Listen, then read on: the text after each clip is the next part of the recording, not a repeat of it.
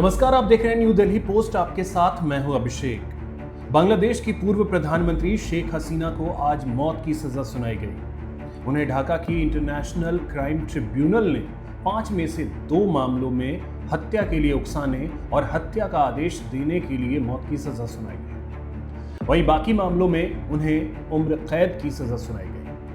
Tribunal ने शेख हसीना को जुलाई 2024 के छात्र आंदोलन के दौरान हुई हत्याओं का मास्टरमाइंड बताया है। वहीं दूसरे आरोपी पूर्व गृह मंत्री असदुज्जमान खान को भी 12 लोगों की हत्या का दोषी माना और फांसी की सजा सुनाई है। सजा का ऐलान होते ही कोर्ट रूम में मौजूद लोगों ने तालियां बजाई। तीसरे आरोपी पूर्व आईजीपी अब्दुल्ला अल ममून को 5 साल की जेल की सजा सुनाई गई है। ममून फिलहाल हिरासत में हैं और सरकारी गवाह बन चुके हैं। कोर्ट ने हसीना और असदुज्जमान कमाल की प्रॉपर्टी जब्त करने के भी आदेश दिए हैं। शेख हसीना के अलावा पूर्व गृह मंत्री असदुज्जमान ने 5 अगस्त 2024 को तख्ता पलट के बाद देश छोड़ दिया था। दोनों नेता पिछले 15 महीने से भारत में रह रहे हैं।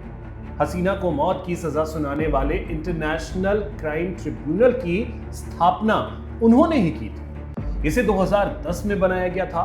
इस कोर्ट को 1971 के बांग्लादेश मुक्ति संग्राम के दौरान हुए वॉर क्राइम्स और नरसंहार जैसे मामलों की जांच और सजा के लिए बनाया गया था। हालांकि इस ट्रिब्यूनल को बनाने के लिए 1973 में ही कानून बना दिया गया था, लेकिन दशकों तक प्रक्रिया रुकी रही।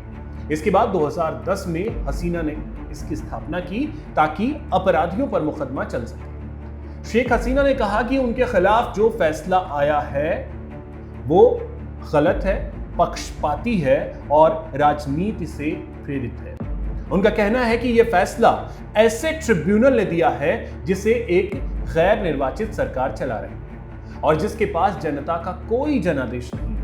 उन्होंने कहा कि लोग जानते हैं कि यह पूरा मामला असली घटनाओं की जांच नहीं बल्कि आवामी लीग को निशाना बनाने की कोशिश है। हसीना ने कहा कि यूनुस सरकार में पुलिस व्यवस्था कमजोर हो गई, न्याय व्यवस्था कमजोर हुई है, आवामी लीग समर्थकों और हिंदू मुस्लिम अल्पसंख्यकों पर हमले बढ़े हैं, महिलाओं के अधिकार दबाए जा रहे हैं और कट्टरपंथियों का असर बढ़ता जा रहा है। वहीं हसीना ने कहा कि डॉक्टर यूनुस को किसी ने चुना नहीं है। उन्होंने कहा कि बांग्लादेश का अगला चुनाव पूरी तरह से स्वतंत्र और निष्पक्ष होना चाहिए। पूर्व प्रधानमंत्री शेख हसीना की सजा पर यूनुस सरकार की तरफ से भी बयान आया जिसमें इस फैसले को ऐतिहासिक बताया गया है।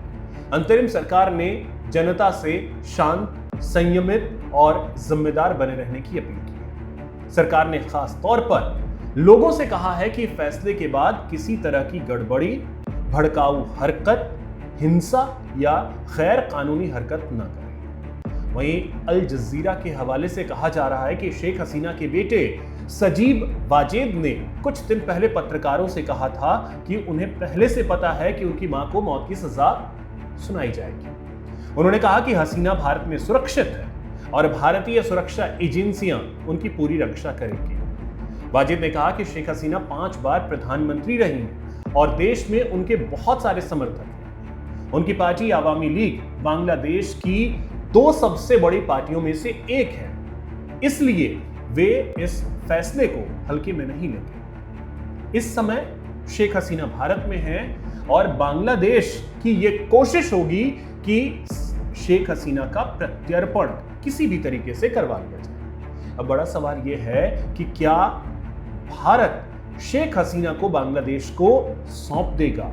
ये एक ऐसा सवाल है जिसका जवाब आने वाले कुछ वक्त में मिलेगा। बाकी वीडियो आपको कैसा लगा है कमेंट के जरिए जरूर बताइएगा। हमारे चैनल को सब्सक्राइब कीजिए, वीडियो को अधिक से अधिक शेयर कीजिए, लाइक कीजिए। जय हिंद, जय भारत।